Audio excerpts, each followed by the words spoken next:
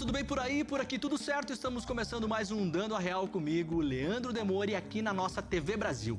A partir de agora, a gente vai saber um pouco mais sobre as figuras que movimentam as redes, a política e a vida dos brasileiros. Preparados? Então vamos embora que nosso programa já vai começar.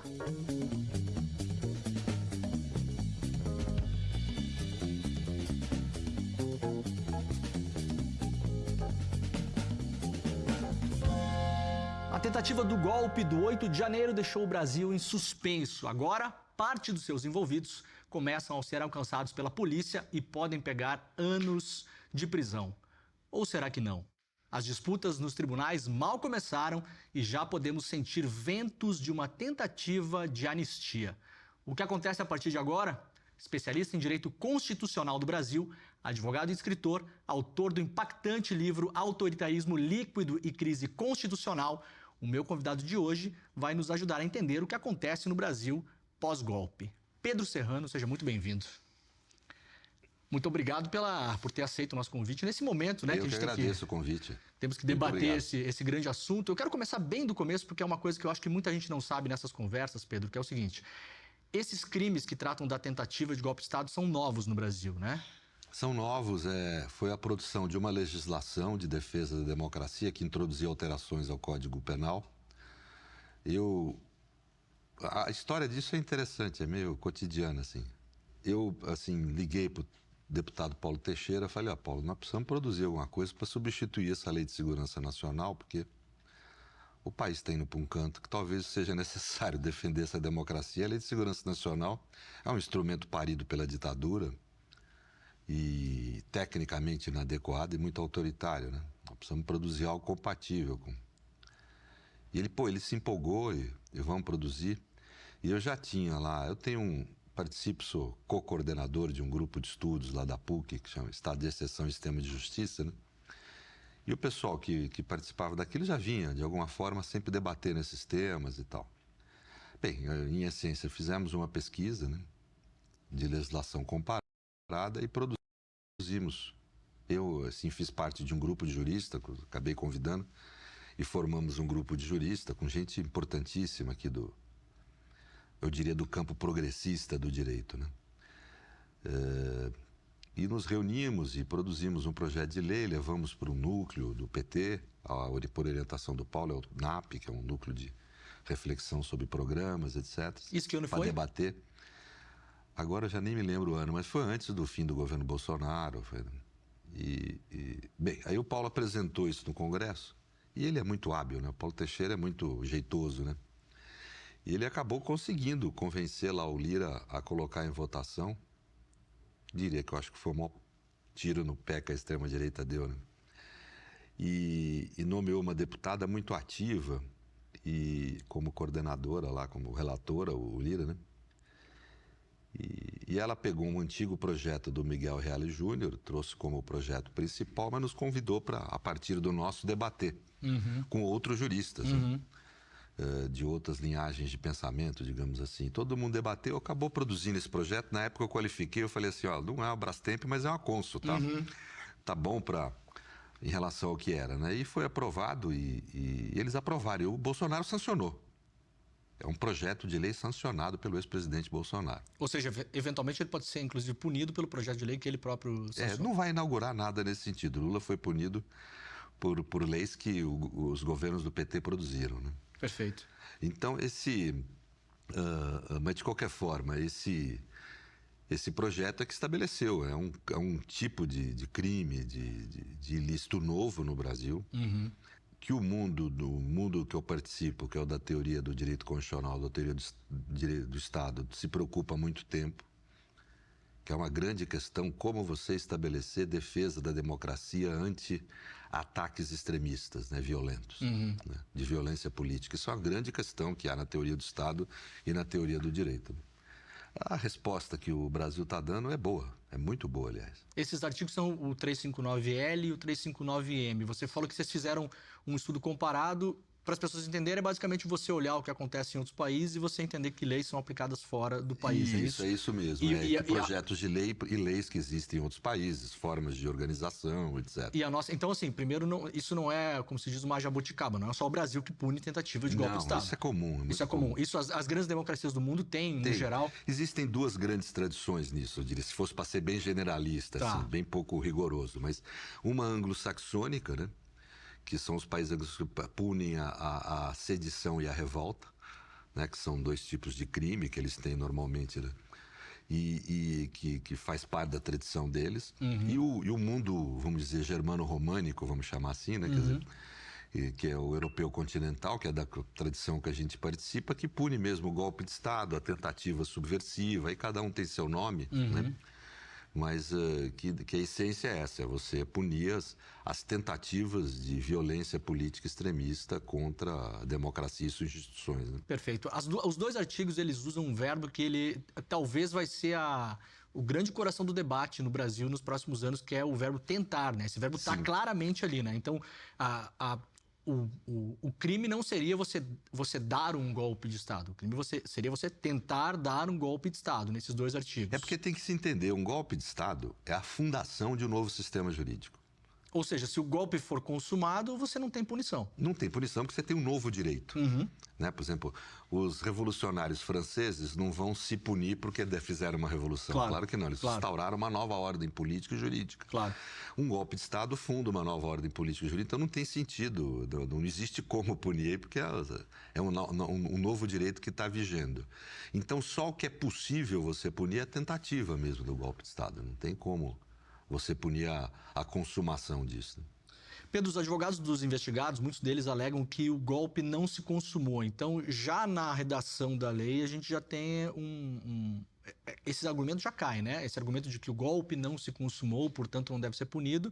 Se a lei fala em tentativa, quer dizer, você tem ali claramente, pelos elementos que você viu até agora da investigação da polícia. Eles estão abandonando essa argumentação, porque depois desse relatório da PF, acabou com essa... Não tem mais como... Esse mimimi de extrema-direita acabou, vamos dizer assim, né? Porque não há muito como negar. Eu vou dizer para você, não apenas houve uma tentativa de golpe no Brasil. De todas as pesquisas que eu fiz, você citou um livro meu, por exemplo, que é muito anterior à Lava Jato, ao impeachment de Dilma, né? Que eu estudei essa questão. Eu posso dizer, eu não vi ainda no mundo ocidental, no mundo democrático, vamos dizer assim, eu não vi uma tentativa de golpe, ou seja, que não se consumou como golpe, mais extensa e intensa que a brasileira. E documentada, né? Porque a gente tem muita coisa. Agora documentada, provada, mais do que comprovada, né? Você teve mais do que uma tentativa de golpe qualquer. Você teve uma organização criminosa que teve... núcleos especializados no ambiente da sociedade civil, no ambiente do parlamento, no ambiente do governo, no ambiente das forças armadas, da polícia. Ou seja, uma organização criminosa com especialidades e que atuou para efetivamente tentar dar um golpe de Estado. Como falou um colunista do outro dia, um golpe de Estado que, se consumado, traria muito mais violência do que trouxe de 1964, pelo que se observa de todas as conversas e dos planejamentos, né? Que foi muito além do mero planejamento, inclusive. O planejamento de um golpe de Estado, dependendo da conduta, obviamente você só pensar num golpe de Estado. Claro. Dois bêbados papear num boteco sobre isso, óbvio que não é tentar um golpe de Estado. Que era o argumento inicial, né? Claro. A gente estávamos só conjecturando se talvez fosse o caso, né? Mas de fato, como a gente viu no relatório da Polícia Federal, teve movimentação de pessoas, aquelas pessoas se colocaram em pontos determinados em Brasília, eventualmente foi muitas coisas, para sequestrar um ministro. Isso, foi muitas coisas. A gente não pode entender de forma fatiada. Por exemplo, eu não tenho gostado de falar na tentativa de golpe de 8 de janeiro, porque não foi no 8 de janeiro. O tentativa de golpe no Brasil é como um livro, um romance que tem vários capítulos, ou uma peça de teatro que tem vários atos, mas é um romance só. Para você, onde ela começa, essa história? Eu acho que ela se inicia... bem, de certa forma, o ex-governo sempre teve uma tendência golpista, né? O ex-presidente sempre fez, vamos dizer, discursos que insetam o ataque às instituições, à democracia e tal. Mas eu acho que o início marcante disso se dá por aquele período em que houve os ataques à democracia, em que os ataques à eleição, em que já começa a se criar um discurso que, se Bolsonaro perder, não são legítimas as eleições. ataques irracionais aos métodos de votação, né? A criação de um ambiente na sociedade de ataque mesmo à democracia, né? Discursos de terraplanismo jurídico, dizendo que o 142 diz o que ele nunca disse. Né? O artigo famoso da Constituição que foi usado para dizer que um golpe não seria um golpe, mas uma intervenção, aspas, constitucional na democracia brasileira. É o que não existe isso. Claro. Isso não existe. O Supremo até já definiu isso. Não, né? Mas além do Supremo ter definido, não tem nenhuma base, nenhum fundamento na tradição do direito. Isso é uma interpretação que no plano, eu uso a palavra no plano filosófico político, não no plano comum do dia a dia, é uma interpretação idiota do direito. Ou seja, aquele tipo de linguagem que não partilha do comum, não dá o significado, começa a chamar isso aqui de elefante. Só eu entendo isso aqui como elefante, né? Todo mundo entende como copo. Então é uma linguagem idiota que atribui um significado ao texto que só o desejo ideológico de alguns pode acolher, nunca o próprio texto. O texto não diz aquilo que disseram e nunca disse, e nem no sentido sistemático, nem em sentido nenhum. É a interpretação mais idiota do direito que eu, nos meus 40 anos de exercício profissional, pude presenciar. É extremamente idiota essa interpretação, que não é, na realidade, uma interpretação. É a criação de um sentido novo, que a Constituição não tem, nem nunca teve, nem poderia ter, sendo uma Constituição democrática. Mas, de qualquer forma, a criação desse tipo de discurso já começa aí a articular, vamos dizer, as primeiras ações do golpe, porque você não fica só no pensar, você começa a produzir uma narrativa para interferir no comportamento das pessoas, de forma planejada, organizada, né? Com esses ataques à eleição, digamos assim. Depois isso passa a ação concreta, interrupção de trânsito em estradas, ação da Polícia Rodoviária Federal impedindo votação. Quer dizer, nada disso, mero planejamento, inclusive ação de forças do Estado procurando atacar as eleições. Claro. Né? Movimentação tática, diriam os militares, né? Isso. Depois disso, você tem, na posse de Lula, você tem as ações em frente aos quartéis. O que é que vão se manifestar em frente aos quartéis? Estão querendo convocar os militares a darem um golpe. Claro. Aquilo já é uma ação política golpista. No dia da diplomação do Lula, ainda em 22, teve um caos em Brasília, Teve né, um com caos. ônibus incendiados. Com os ônibus incendiados, de invasão da sede da Polícia Federal. Tentativa de invasão da Polícia Federal. Quer dizer, são ações políticas extremistas e violentas de ataque a instituições mesmo, para impedir a posse de Lula. Depois disso, você tem os kids pretos, né? Aquilo é trágico. Eu fiquei abismado quando eu vi. São psicopatas fardados, essa é a realidade. Você vê pelo discurso deles, matar a gente é coisa comum para eles, é uma operação tática. Vão matar a gente, e não qualquer gente. O presidente eleito, o vice-presidente eleito, o ministro supremo. E pela forma como dialogam, não tem uma absoluta dissintonia com o seu, vamos dizer, com os seus próprios afetos, com o seu próprio sistema límbico, né? Quer dizer, uma absoluta dissintonia, quer dizer, nenhuma culpa, nenhum sentido de... Ainda não chega e usa a expressão, é a rataiada que tem que ir mesmo. Quer dizer, ou seja, se atribui o papel de ratos, né? Claro, e sem nenhuma culpa, sem nenhum tipo. Quem que gosta de falar que é um rato? Se chamar de rato. Se chamar de rato, se dizer que não tem ética nenhuma. Claro. E fala, não pode ter o pessoal com ética não, tem que ser a rataiada. Quer dizer, ou seja, quem é que tem... o mínimo de conexão com o seu sistema límbico, com os seus afetos, que não tem a culpa ao dizer um negócio desse, só um psicopata. A desconexão com o sistema límbico é um outro modo de chamar psicopatia. Né? Então são psicopatas fardados e treinados para matar, porque são das forças especiais do Exército. Esses kids pretos são, em tese, a nossa elite do Exército para esse tipo de operação. Para esse tipo de operação, que é uma operação que não pode nunca ser usada contra um cidadão brasileiro, especial um cidadão eleito, contra um civil. Houve ali... vamos dizer, uma conduta absolutamente contraditória a todas as regras que você tem na vida social. Mas ali eles chegaram a agir, foram financiados, pegaram dinheiro, gastaram, se organizaram, se locomoveram até perto da casa do ministro Alexandre, se posicionaram, estavam preparados para matar, por razão alheia à vontade deles, foram impedidos de matar. Tempos depois, dias depois, dia 25, há uma tentativa de atentado terrorista no aeroporto. O agente dessa tentativa confessa que fez a tentativa de ataque terrorista para provocar uma ação golpista das Forças Armadas. Isso. Depois o 8 de janeiro, que também não foi nenhum planejamento. Mero planejamento. Planejaram, articularam, financiaram, trouxeram gente de todo o país e claramente as provas dos processos, mas claramente, pelo que eles falaram na internet, pelo que eles se comunicaram por celular, a intenção era convocar as Forças Armadas para um golpe. Eu acho que naquela altura era enfrentar os militares que estavam resistindo ao golpe, pressioná-los, né? Essa que era a ideia, né? Ou seja, você tem todo um todo um roteiro de atos que foi praticado. Isso é importante a gente ter, porque isso vai ser importante para definir certas questões jurídicas importantes que estão sendo levantadas aí. Porque essa história, até mesmo nos tribunais, para quem está nos assistindo, essa história, ela é uma história que precisa ser contada no tribunal e ela precisa ter um começo e um fim. Por isso que eu te perguntei em relação ao começo, né? O começo é, como você bem pontuou, é quando se coloca o nosso sistema eleitoral em dúvida. Eu faço uma comparação muito com os anos 60 e 61, depois que não deu certo. Não é só colocar em dúvida, vamos lá. Colocar em dúvida é normal. Você faz os ataques, claro. É um ataque ao sistema eleitoral com a função de deslegitimar caso Bolsonaro perdesse a eleição. Mas, Pedro, para criar um motivo, né? Porque para você fazer uma interferência numa democracia, como foi em 64, o motivo que foi dado na época para você criar massa crítica na sociedade, assustar a sociedade, para que parte das pessoas pensem realmente a gente precisa das Forças Armadas, era o comunismo, era a invasão comunista. Então você começa a criar um caos social nas conversas diárias, falando, olha, os comunistas vão invadir, isso aqui a China vai invadir, Cuba vai invadir.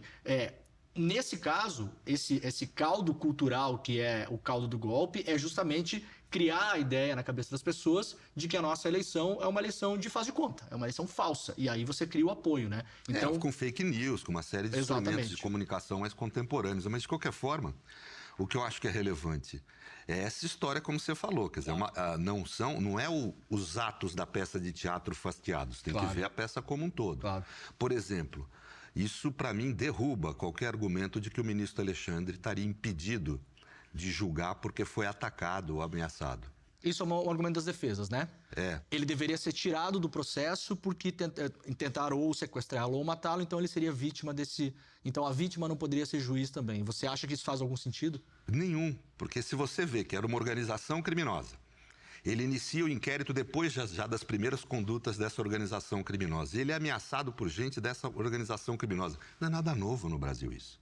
Se você pegar o levantamento de 2018 do CNJ, mais de 100 juízes no Brasil contam com proteção policial e proteção do Estado porque foram ameaçados por organizações criminosas que eles investigavam ou julgavam. Nenhum foi julgado impedido. Perfeito. Nenhum. Eles são mantidos no processo. Porque você não existe a figura do impedimento provocado. O réu não tem direito a escolher quem vai julgá-lo. Não tem direito a manipular a jurisdição para impedir um juiz que ele acha que está atuando contra ele, porque efetivamente está aplicando a lei, ele cometeu o crime, então ele quer impedir de ser punido. É natural que ele queira evitar a punição. O que não é natural é ele manipular o processo e a justiça se entregar a isso. Por isso que o artigo, inclusive, é um artigo no Código de Processo Penal, 259, se eu não me engano, agora a minha memória me falha um pouco, que torna, vamos dizer, inviável o impedimento provocado. Mas não é por causa desse dispositivo só, não. É o nosso sistema de justiça como funciona.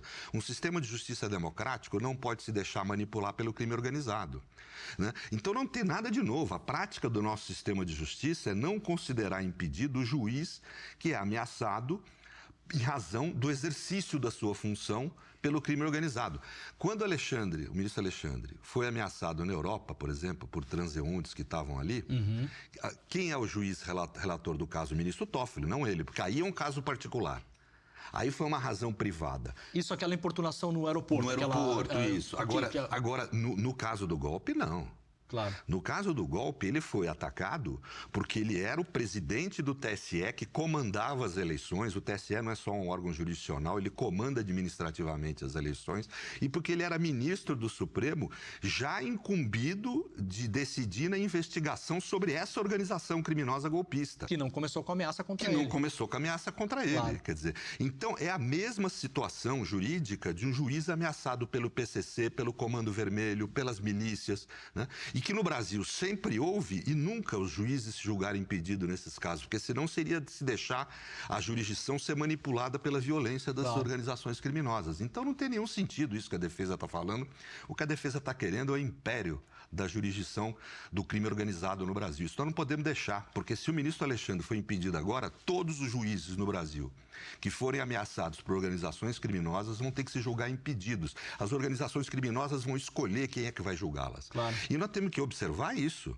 Essa história que eu falo de não cair nesse mimimi de que o golpe foi fatiado é porque mostra claramente que é uma organização criminosa, pior que o PCC, porque não ataca o direito desse ou daquele, ataca o direito de todos nós e de cada um de nós. Querem acabar com os nossos direitos, querem acabar com a democracia de forma violenta, desumana e cruel, matando gente. Como a gente coloca o ex-presidente Bolsonaro nesse cenário?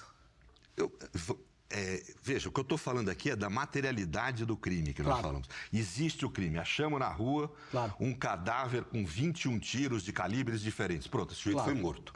Né? Ponto. Um cadáver, alguém foi morto. Agora temos que achar os responsáveis. Temos que achar os responsáveis. Então, a materialidade está posta. Está dada. E tanto é verdade.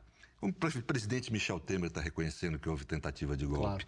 O advogado novo de Bolsonaro, que é muito bom advogado, vai dar trabalho para a acusação. Né? Eu vi isso. Ele já saiu fora desse discurso de negar a tentativa de golpe, já vai para uma outra linha, que é negar a autoria, negar a participação do cliente dele no crime. Agora, é esse outro debate. Quem participou, quem não participou, a extensão de participação de cada um. O Bolsonaro alega, inclusive com esse novo defensor, que ele estava debatendo, vou trazer aqui a tese do Bolsonaro e depois vou ler um trecho do tal do discurso do golpe que foi encontrado com ele, né? Ele estava apenas debatendo, então é isso que você falou, ele não nega que os fatos aconteceram, mas na defesa dele ele fala o seguinte, olha, eu estava só debatendo remédios constitucionais que estavam dentro das leis, ou como ele diz, dentro das 4 linhas, né? Para caso houvesse uma fraude na eleição. Então a minha pergunta é o seguinte, não houve fraude na eleição, o Exército fez lá o seu trabalho para tentar identificar, não identificou nada. O próprio PL, partido do Bolsonaro, contratou um instituto chamado Instituto Voto Legal, que fez lá também um trabalho para tentar identificar problema na eleição. Não identificaram, nem eles próprios conseguiram identificar e esconderam esse relatório, mentiram, né? Nesse relatório a gente viu com o relatório da Polícia Federal. Se houvesse algum indicativo de alguma fraude na eleição, o Bolsonaro teria como remédio, segundo o que foi pego aqui na minuta golpista, que seria um discurso de rádio e televisão, está claro ali que ele faria um discurso de rádio e televisão, ele fala o seguinte, eu vou ler o trecho final, doutor, e aí a gente comenta.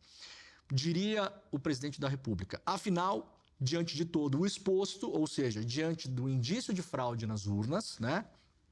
E para assegurar a necessária restauração do Estado Democrático de Direito, jogando de forma constitucional dentro das 4 linhas, está escrito no tal da minuta, né? Com base em disposições expressas na Constituição Federal de 88, declara o estado de sítio e ato contínuo, operação de garantia e da lei e da ordem. Se houvesse uma fraude nas urnas, o remédio seria o estado de sítio ou nem isso faz sentido? Não faz nenhum sentido. O remédio seria recorrer à Justiça Eleitoral para que ela invalidasse a eleição, caso comprometesse o resultado dela. Né? Não você colocar na realidade, o estado rua, de sítio tem um outro sentido, se eu pudesse falar. Orlando. Vamos lá. As ditaduras do século XX, os melhores estudiosos no assunto, Ernest Frankl, por exemplo, nós lançamos pela revista editora Contracorrente esse ano a primeira tradução em português do livro dele. Ele observa bem, as ditaduras foram estados duais. Ou seja, estados que têm de um lado o estado de exceção, de soberania bruta sobre os corpos, que retira direitos e proteção política e jurídica dos corpos. No caso da Alemanha nazista, que é o que ele descreve, a Gestapo, aqui no Brasil, o DOI-CODE, DOPS, etc. Tortura, assassinatos, tortura, assassinatos, etc. Mas isso convive com um Estado liberal, normativo, burocrático, né? Típico do Estado de Direito. Isso convive, né? Na Alemanha nazista você tinha juiz, promotor, advogado, lei, parlamento, tinha tudo. Né? Aqui no Brasil, na ditadura também. Agora, se iniciam as ditaduras do século XX como? Através de decretos de exceção, decretos de sítio, decretos de emergência. Hitler instaurou sua ditadura 3 meses depois do fogo no Reichstag, por um decreto de Hindenburg, que decretou estado de exceção ou de emergência com base no artigo 48 da Constituição Democrática de Weimar. Aquilo iniciou a ditadura nazista. Em tese legal, entre aspas. Aqui no Brasil, a ditadura foi instaurada por um ato institucional, número 1, que dizia estar cumprindo ou mantendo a Constituição de 1946. Toda ditadura, sem exceção, no século XX, teve um ato de declaração jurídica da sua instauração, alegando que a normalidade democrática prosseguia. Até no nazismo, que matou 11 milhões de pessoas em campo de concentração, produziu uma Segunda Guerra Mundial, a gente sabe da história, né? Até no nazismo havia a ditadura hitlerista, durante todo o percurso dela, a Constituição Democrática de Weimar foi mantida formalmente em vigência, né? Suspendida parcialmente. É o que o decreto de sítio pretendia. Claro. Ou seja, só para deixar claro, eles não chegam no poder falando, olha, a gente está rasgando a Constituição e dando golpe de Estado. Nunca. Não, ao contrário, assim. Eles chegam por um decreto, como esse decreto de estado de sítio, que é o decreto de exceção previsto na Constituição brasileira. Dizendo que estão protegendo o Estado Democrático de Direito. É um tipo de constitucionalismo abusivo que falam os americanos. Você usa da Constituição para acabar com a própria Constituição. Né? Foi assim no século XX, foi assim na ditadura militar brasileira, foi assim na ditadura hitlerista. Bolsonaro nada mais está fazendo, quando ele cogitou de produzir o estado de sítio, conseguir esse roteiro antigo. Eu diria até que ele está mal informado. Hoje em dia o autoritarismo não é mais assim. Mas seguir esse roteiro antigo da decretação de uma ditadura no país. Pedro, como você acha que vai ser o debate na Suprema Corte em relação às pessoas que eventualmente serão denunciadas? Vai ser uma longa batalha, como a gente viu nos últimos anos? Vai ser um pouco mais rápido? A Corte está preparada para isso? Você acha que todos aqueles 40 indiciados pela Polícia Federal serão denunciados? Você acha que a maioria, a minoria? Como é que você está vendo de tudo que você viu nos últimos tempos? Qual o caminho para a gente entender daqui para frente o que a gente vai ver no Brasil em 2025, 2026? Esse processo vai se arrastar eventualmente por muito tempo? Como é que você está vendo essa... Bem, assim, obviamente eu não tenho como saber do futuro. Claro, assim, claro. Mas eu posso dizer como deve ser primeiro. Perfeito. Como é que deve ser? Deve-se seguir os direitos humanos, o processo penal civilizado, a nossa Constituição. O que significa dizer que ninguém ali pode ser considerado culpado a priori. Claro. A materialidade do delito, para mim, está mais do que comprovada. Vai ser muito difícil algum advogado conseguir romper com isso. Mas a autoria é um outro debate. Né? É um outro debate que você tem que ter. Existem indícios de autoria suficientes? Não existem? Né? Qual o sentido dos atos que cada um praticou? Vai haver esse debate que Bolsonaro quis fazer agora do sentido dos atos que ele praticou, etc. Ou seja, o fulano que se deslocou para pegar o Moraes é uma coisa, o outro é outra. Se você tiver uma visão democrática e justa, você não pode ter uma visão a priori. Eu diria para você, por exemplo, eu e você podemos saber que Bolsonaro participou de tudo isso, mas não está no processo necessariamente isso. Se não tiver no processo, ele tem que ser inocentado. A gente tem que ter a clareza civilizada e democrática de dizer isso. A mesma coisa em relação aos outros réus. Quantos vão ser denunciados? Eu precisaria Por isso que a decisão do PGR, ela tecnicamente não é fácil. A gente tem que ter um pouco de paciência e dar tempo ao tempo. Acho que há uma ansiedade em certos setores da sociedade que isso vá rápido. O tempo do direito não é nem o tempo rápido, nem o tempo demorado, é o tempo ótimo. Quer dizer, o tempo para você poder proceder de forma justa, cada etapa do processo. Agora está se decidindo quem ali vai ser denunciado, quem não vai.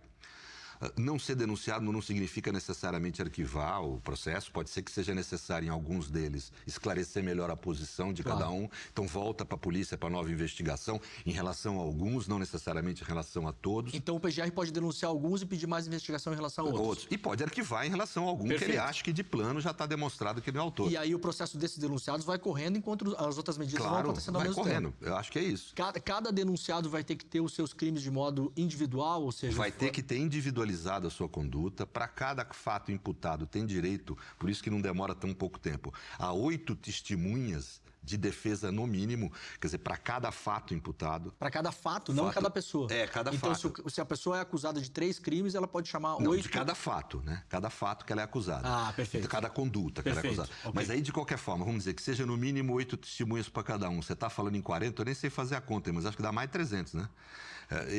Tudo bem que são ouvidos por juízes auxiliares no Supremo, mas o Supremo tem que tocar... É o tribunal com o maior número de processos no mundo. Quer dizer, tem que tocar um monte de outras coisas, tem seu tempo.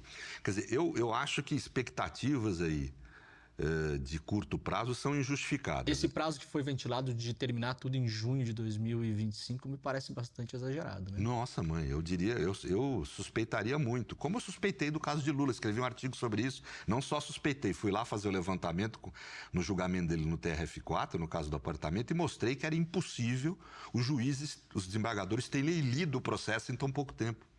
Para tomarem a decisão que Para tomaram. tomar a decisão que tomaram. Quer dizer, então a gente tem que ter essa cautela. Ali foi, obviamente, uma conduta para provocar a inegibilidade da eleição. Vamos acelerar o processo para poder tornar inelegível. Claro. Ou seja, uma função política estranha ao direito, uma ação política e não jurídica, né? Tirânica, aliás. Então, eu acho que a gente não pode reproduzir esse tipo de coisa. Quer dizer, você tem que dar ao processo o tempo dele. O procurador-geral agora conta com uma parte dos maiores juristas do Brasil, que são selecionados por concurso ali na PGE, alta qualidade. Tem que contar com o auxílio dessas pessoas, como está contando, e ter o tempo necessário. Nós estamos falando de um processo que só o relatório é mais de 800 páginas. Quer dizer. E eu dei uma lida no relatório, fiquei 2 madrugadas lendo, não cheguei a estudar, mas li. É um relatório muito bem feito. Eu divirjo, por exemplo, da Folha de São Paulo, quando diz que tem lacunas e tratando isso como se fosse um drama. Eu não conheço investigação sem lacunas, claro. Inclusive nunca vi uma investigação jornalista que não tenha. Porque o ser humano não é capaz de aprender tudo, lógico. Nós não somos semideuses. É lógico. O problema não é saber se existem lacunas ou não, o problema é saber se essas lacunas comprometem a possibilidade do PGR oferecer denúncia em relação aos principais réus. Para mim isso é incogitável. Arquivar esse inquérito para mim é desobedecer a Constituição e a lei de fronte, porque há muita prova, há muita investigação feita, bem feita, com rigor técnico, científica, sem violência, produto de uma polícia eminentemente democrática, por um modo democrático, e acho que tem que levar humanamente a culpabilizar as pessoas. Tem horas que os seres humanos, para poder garantir um padrão humanístico e democrático de convivência, tem que saber dizer não. Condenar aí é dizer não à violência contra a democracia e contra nossos direitos. Deixar isso para a história. Eu não ficaria muito preocupado com vingança, não é por aí, com fazer as pessoas sofrerem. Não é essa a questão, acho que não é isso que as pessoas merecem, né? Mesmo tendo feito o que fizeram.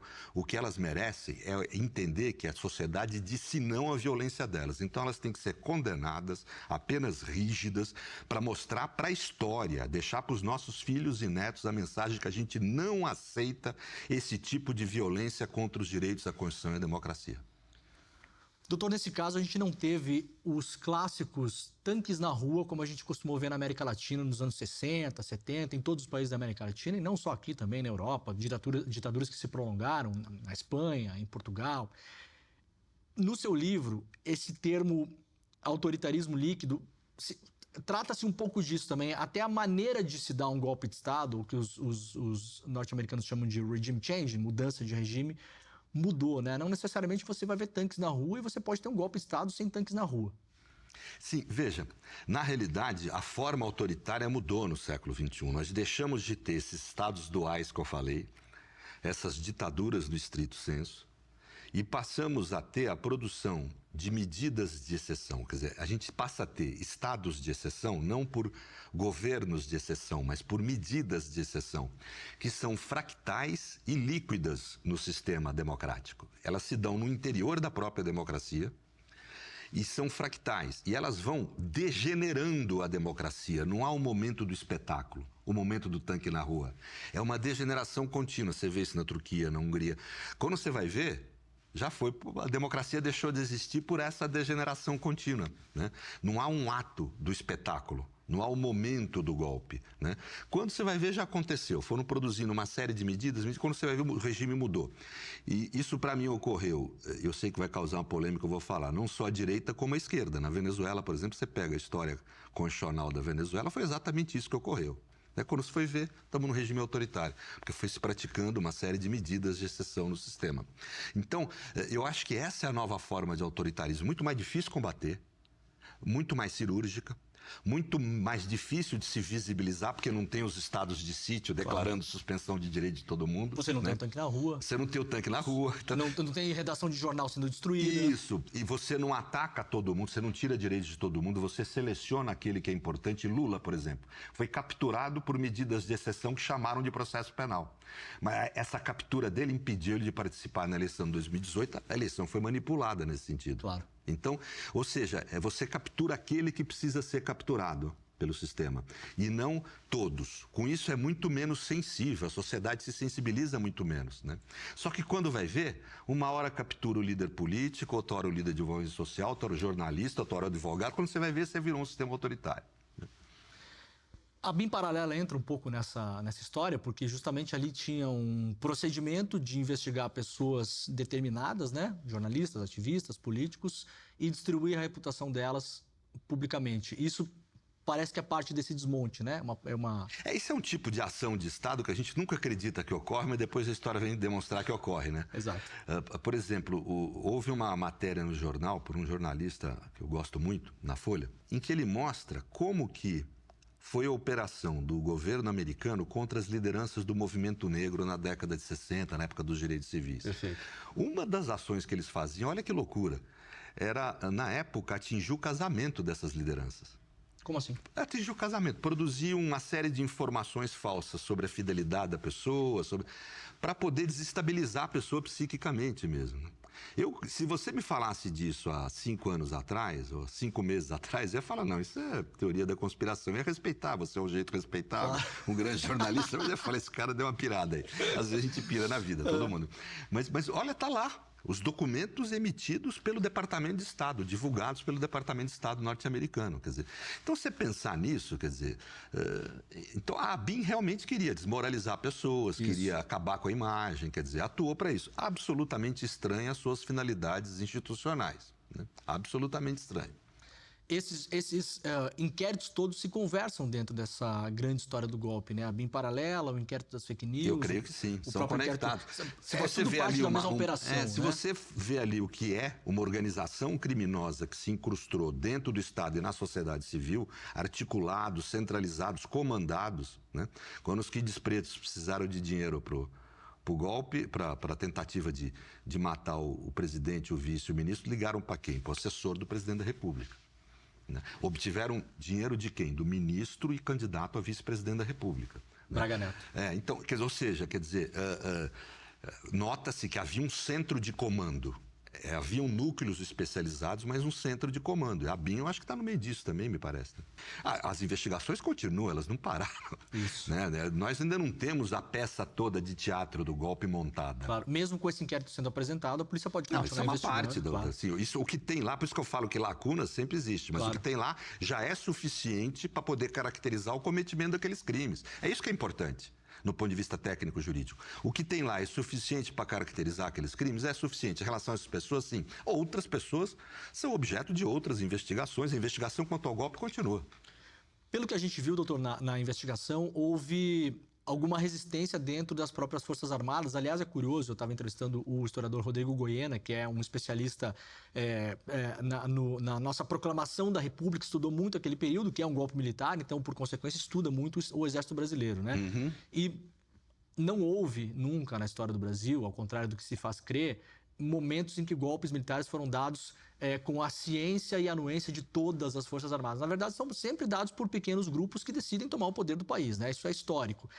E sempre há resistência. Houve em outros momentos da história, houve em 64, os primeiros presos ali em 64, lá no sul do país, eram militares, mais notadamente da Aeronáutica, por exemplo, que eram contra o golpe em 64.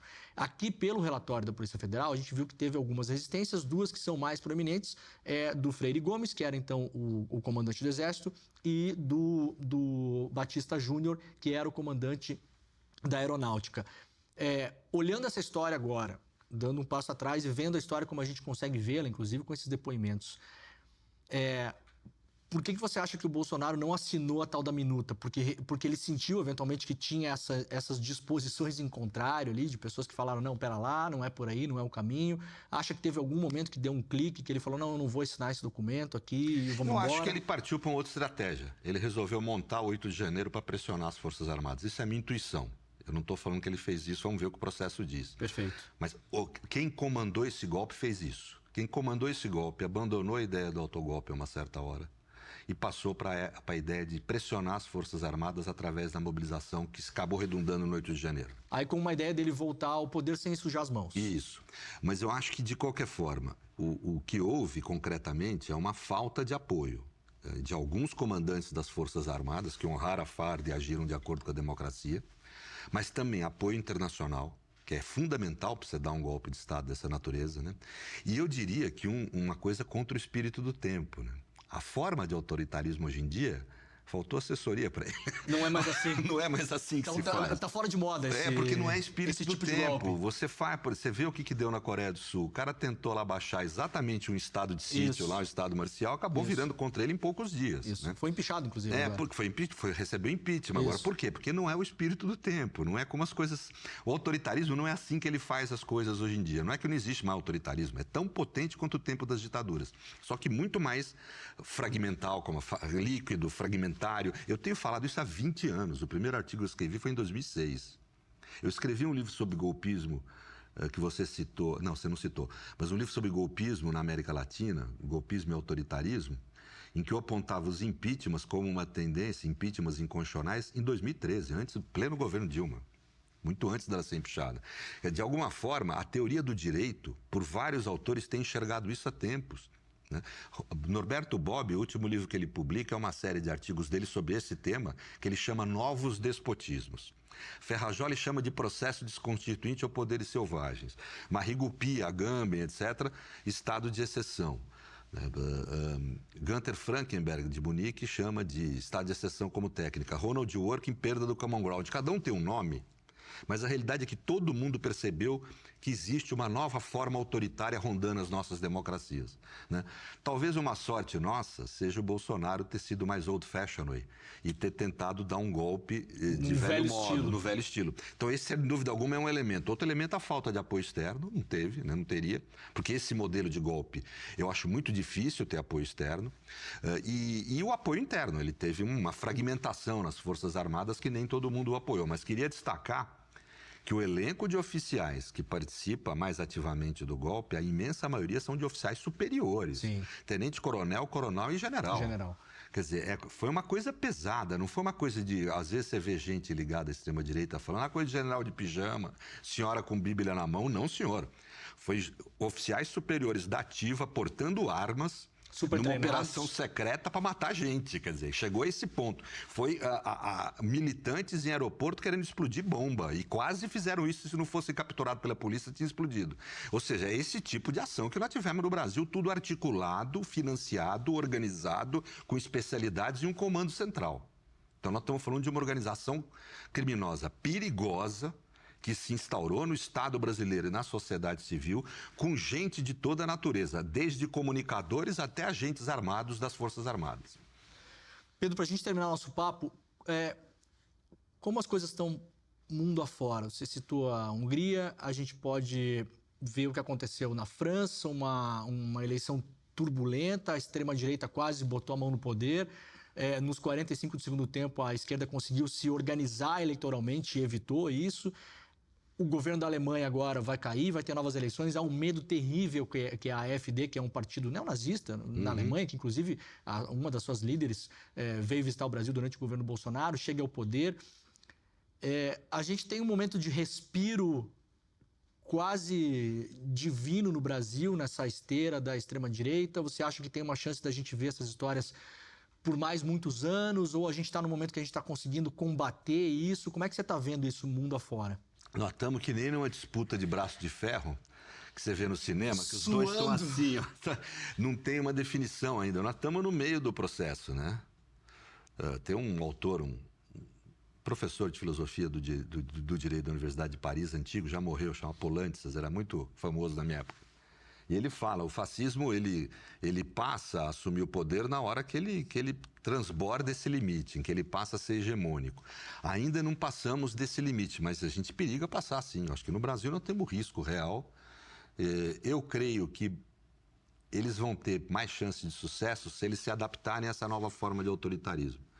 Por isso que eu vejo com muito mais perigo do que um Bolsonaro, que é truculento, old-fashioned, um sujeito com uma postura mais de punhos de renda, tão fascista quanto, tão autoritário tanto, tão perverso quanto, mas com punhos de renda. Quer dizer, eu acho que isso é muito mais perigoso e que entenda que a nova forma autoritária é assim, você tem que mediar mais com as formas democráticas, retirando da democracia significado e conteúdo, mas deixando a capa, a maquiagem. Né?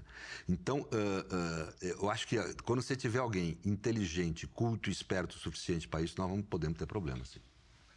Muito bem, que aula, doutor Pedro Imagina, Serrano. muito obrigado. Muito obrigado. Muito obrigado.